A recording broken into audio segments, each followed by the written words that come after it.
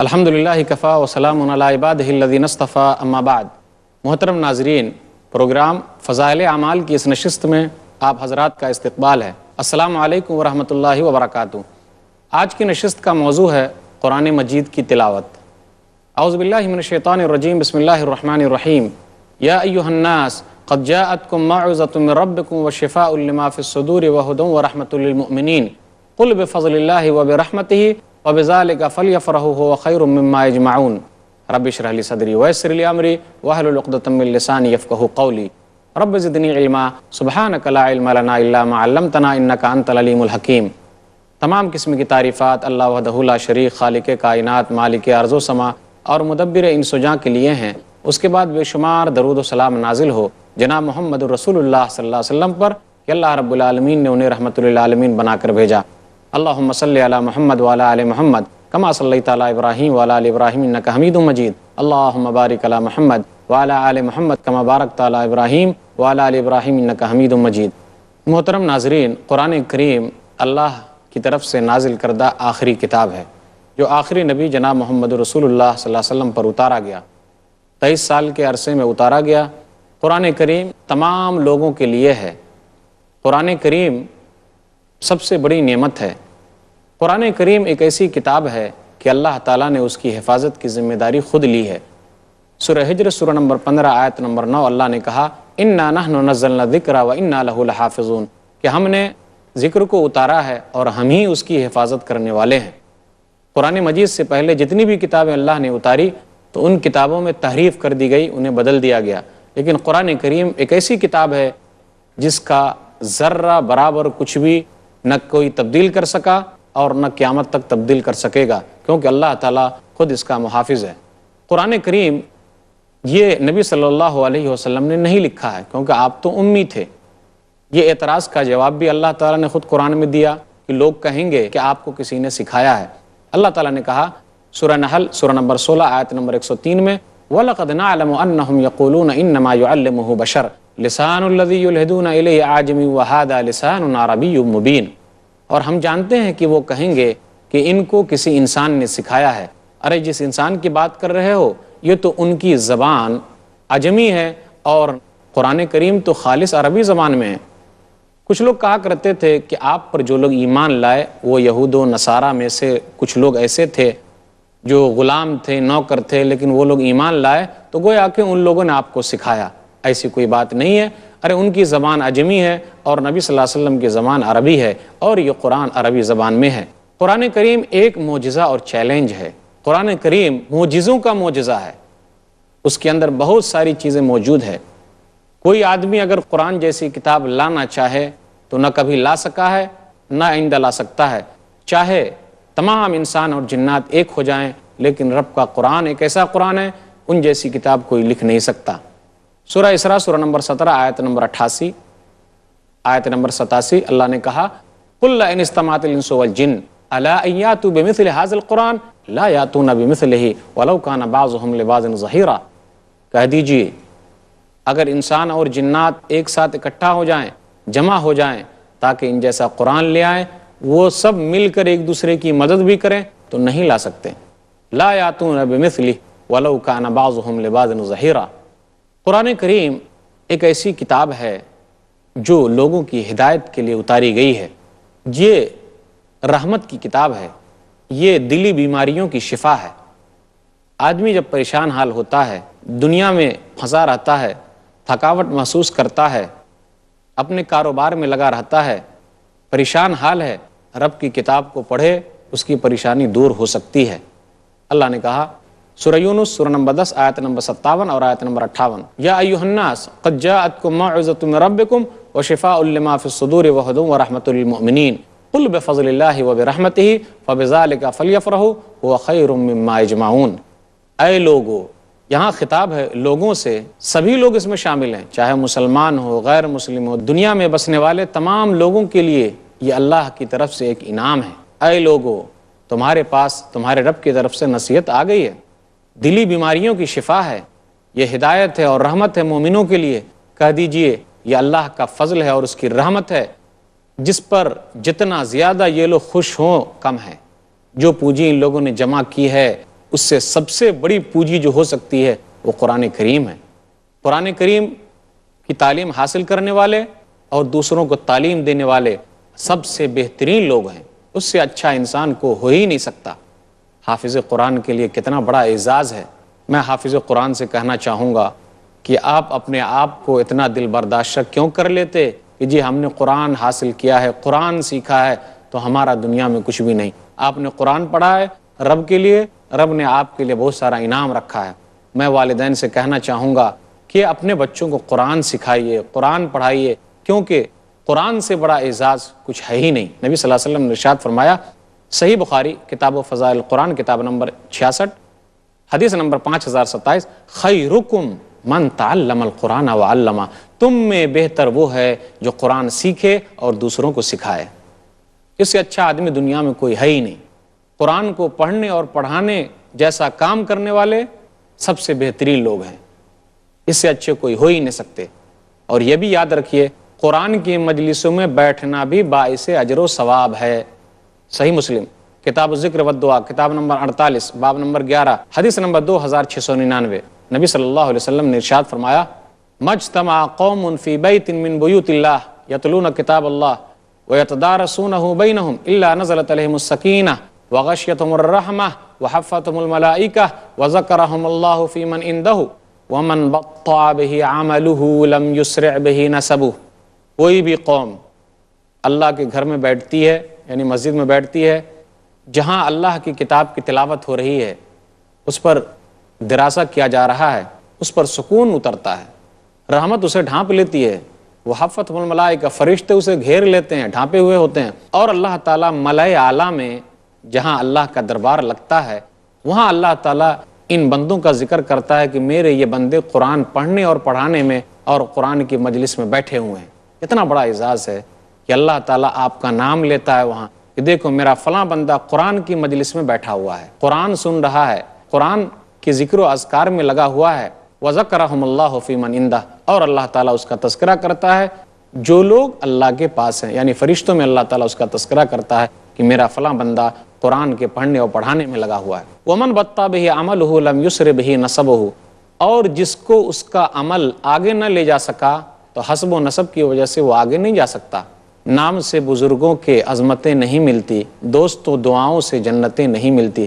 صرف دعا ہی کرتے رہیں، خاندان کے نام پر ہم فخر کریں جی ہمارے باپ دادا ایسے تھے، تو ایسا ہو نہیں سکتا۔ جو محنت کرے گا، عمل کرے گا، وہ آگے جائے گا۔ قرآن کریم دنیا میں بھی رحمت ہے۔ غور کیجیے آپ، وہ زمانے میں معزز تھے مسلمان ہو کر اور ہم خار ہوئے تارک قرآن ہو کر۔ صحیح مسلم کتاب و صلاۃ المسافرین کتاب نمبر 6 حدیث نمبر 817، ان اللہ یرفع بہذا الکتاب اقواما ویضع بہ آخرین، اللہ تعالیٰ اس کتاب کے ذریعے کتنے لوگوں کو اٹھاتا ہے اور کتنی قوموں کو برباد کر دیتا ہے، پست کر دیتا ہے۔ آج ہماری پستی کا سب سے بڑا سبب یہ ہے کہ ہم نے قرآن مجید پر عمل کرنا چھوڑ دیا ہے۔ قرآن مجید کو ہم نے ایک تبرک کے طور پر کتاب سمجھ لیا ہے۔ ہم نے قرآن مجید کو ایک برکت والی کتاب سمجھ کر اس کو صرف خاص موقعوں کے لیے رکھ لیا ہے، جبکہ وہ کتاب تو عمل کے لیے آئی تھی۔ قرآن کریم یاد رکھیے آپ کے لیے قبر میں بھی رحمت ہے۔ اللہ تعالیٰ آپ کے لیے قرآن کریم کی وجہ سے سوال کے جواب میں آسانی کر دے گا۔ وہ کیسا سوال ہوگا؟ غور کیجئے، سنن ابی داؤد کی روایت ہے، کتاب السنہ کتاب نمبر 39 باب نمبر 23 حدیث نمبر 4753، نبی صلی اللہ علیہ وسلم نے ارشاد فرمایا کہ قبر میں چوتھا سوال بھی ہونے والا ہے۔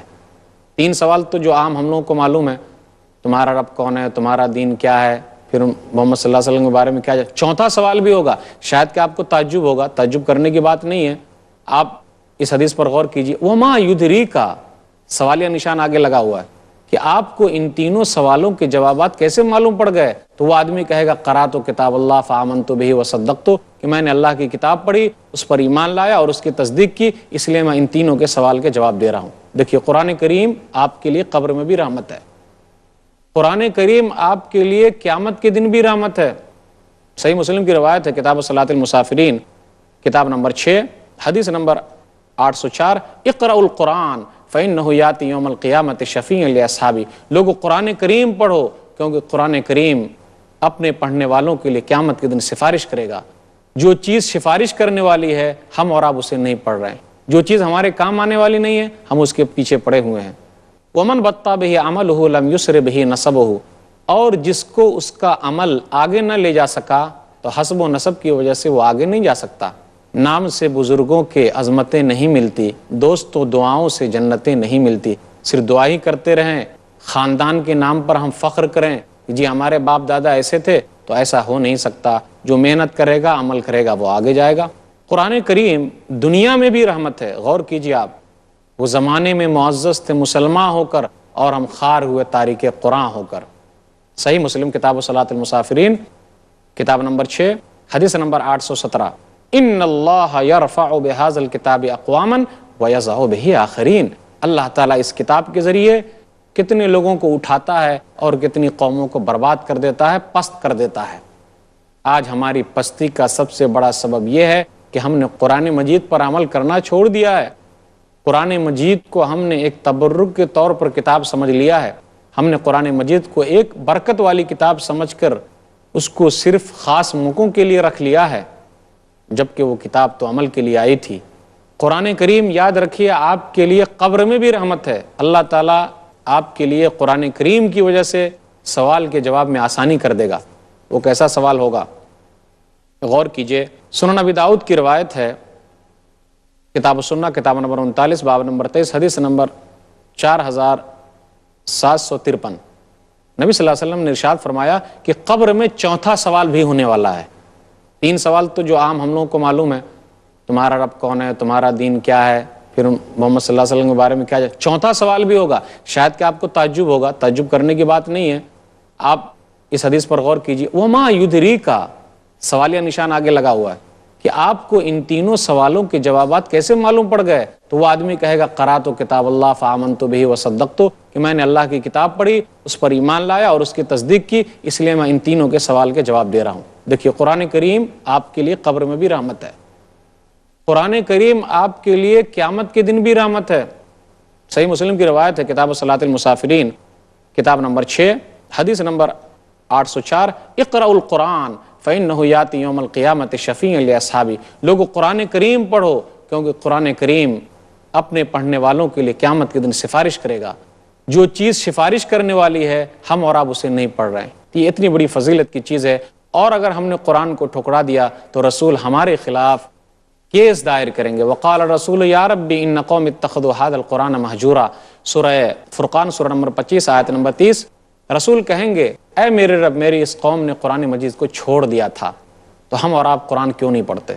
جب ہم غور کرتے ہیں تو دیکھتے ہیں کہ ہمارے درمیان بہت سارے لوگوں کے بارے میں یہ باتیں سننے میں آئی ہے۔ وہ لوگ کہتے ہیں کہ قرآن کریم تو ایک بابرکت کتاب ہے، قرآن کریم کی صحیح فضیلت سے ہم لا علم ہیں، ہمیں اس کا علم نہیں ہے، جس کی وجہ سے ہم قرآن کو نہیں دیکھ پا رہے ہیں۔ جب کچھ ہوا موقع مناسبت کے اعتبار سے ہم نے استعمال کر لیا، قسم کھانے کے لیے ہم نے استعمال کر لیا، دلہا دلہن کو اس کے سائے سے گزار لیا، مر گئے تو تھوڑا پڑھ دیا، جبکہ قرآن اور حدیث سے ثابت نہیں ہے ایسا۔ طاقوں میں سجایا جاتا ہوں، آنکھوں سے لگایا جاتا ہوں، تعویذ بنایا جاتا ہوں، دھو دھو کے پلایا جاتا ہوں، جزدان حریر و ریشم کے اور پھول ستارے چاندی کے، پھر عطر کی بارش ہوتی ہے، خوشبو میں بسایا جاتا ہوں، جس طرح سے طوطا مینا کو کچھ بول سکھائے جاتے ہیں اس طرح پڑھایا جاتا ہوں، اس طرح سکھایا جاتا ہوں۔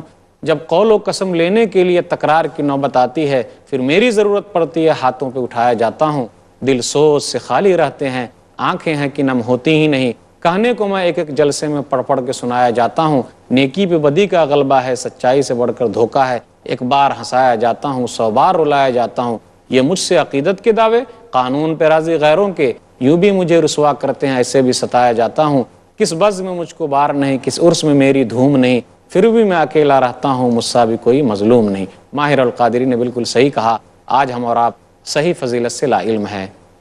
قرآن کریم اس لیے بھی ہم اور آپ نہیں پڑھ رہے ہیں کہ والدین نے بچپن سے ہمیں نہیں پڑھایا۔ قرآن کریم سے اس لیے بھی ہم اور آپ دور ہیں کہ قرآن کریم سے دور رکھنے کے لیے طریقے اپنائے گئے ہیں۔ یہ 5 سورتیں، صرف 5 سورتیں پڑھ لی جائے کافی ہے۔ ارے بھائی 114 سورتیں ہیں، صرف 5 ہی پڑھ لیں گے تو بقیہ سورتوں کا کیا ہوگا؟ کون پڑھے گا اس کو؟ ہم اور آپ یہ بھی سمجھتے ہیں کہ قرآن کریم بہت مشکل کتاب ہے، ہم کیوں پڑھنے جائیں؟ یہ تو مولویوں کا کام ہے پڑھنا۔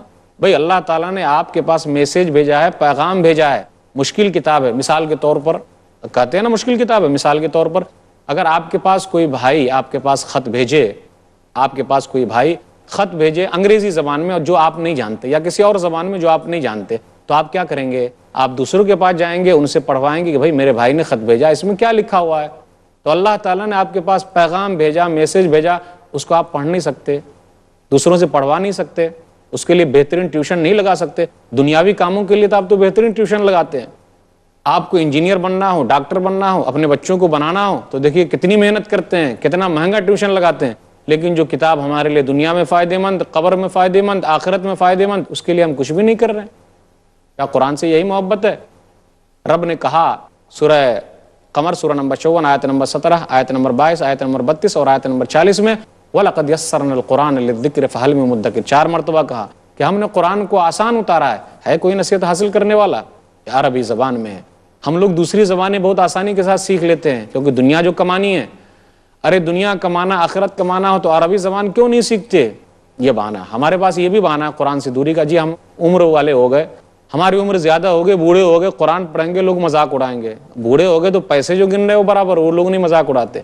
ہم اور آپ یہ بھی کہتے وقت نہیں ہے ہمارے پاس، ٹی وی دیکھنے کے لیے وقت ہے، اخبار پڑھنے کے لیے وقت ہے، دنیا کمانے کے لیے وقت ہے، لیکن وقت نہیں ہے تو قرآن پڑھنے کے لیے وقت نہیں ہے۔ سیریل دیکھ رہے ہیں سب کے ساتھ بیٹھ کر، دوسرے اور کام کرتے ہیں بال بچوں کے ساتھ بیٹھ کر، لیکن تھوڑا سا وقت قرآن کے لیے نہیں نکال سکتے۔ اب اس قوم کو اگر ہلاک ہونا ہی ہے تو کون اسے روک سکتا ہے؟ کوئی نہیں روک سکتا۔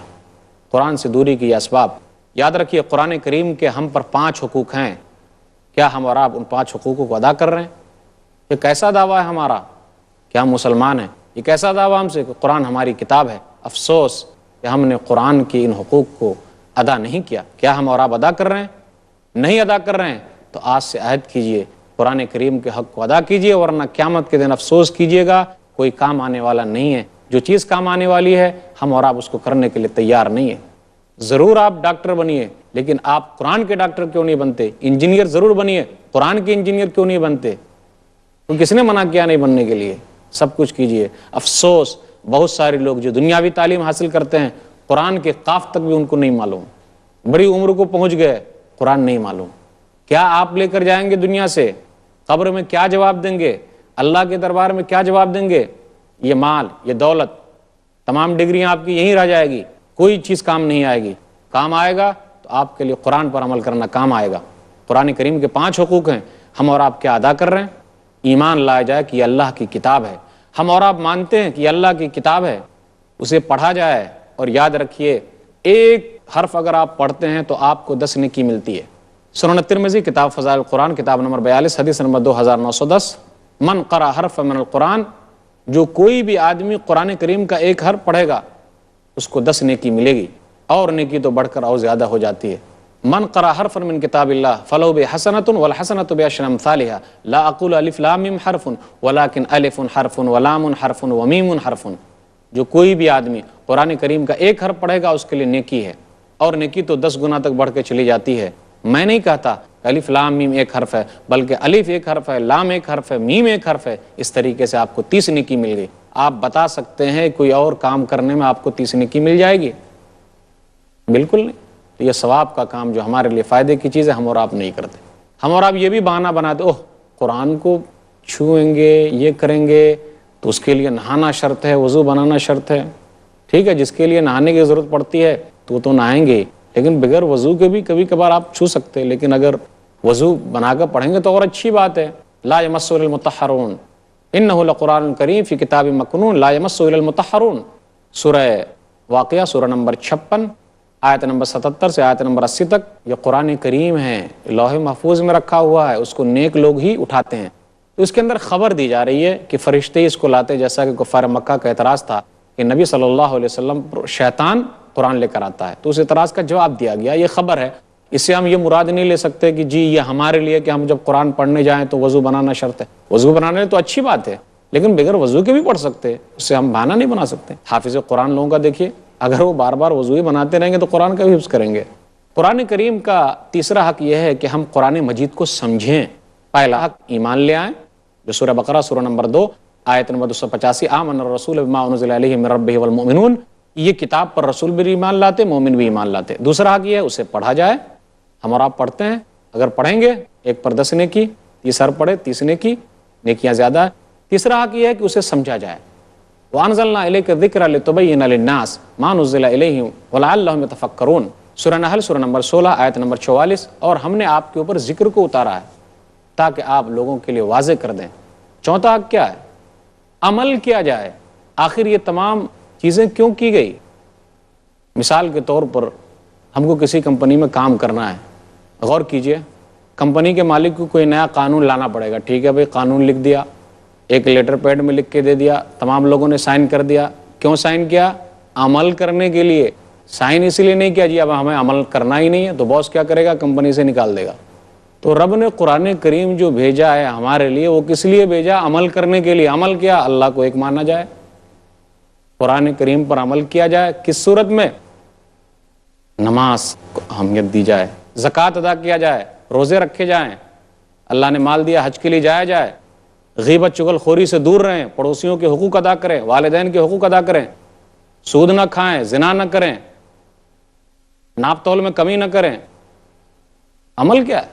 بس ہم نے سمجھ لیا یہ برکت والی کتابیں، چوم لیا، کبھی اٹھا کے جی نہیں ایسا چل نہیں سکتا، تو پھر ویسا ہی ہوگا کہ کمپنی کے مالک کے جو کاغذ آپ کے پاس آئے تو چوم لیا، سر میں تو مانتا ہوں اس کو، اور عمل نہیں کریں گے تو نکال دیں گے کہ نہیں نکالیں گے؟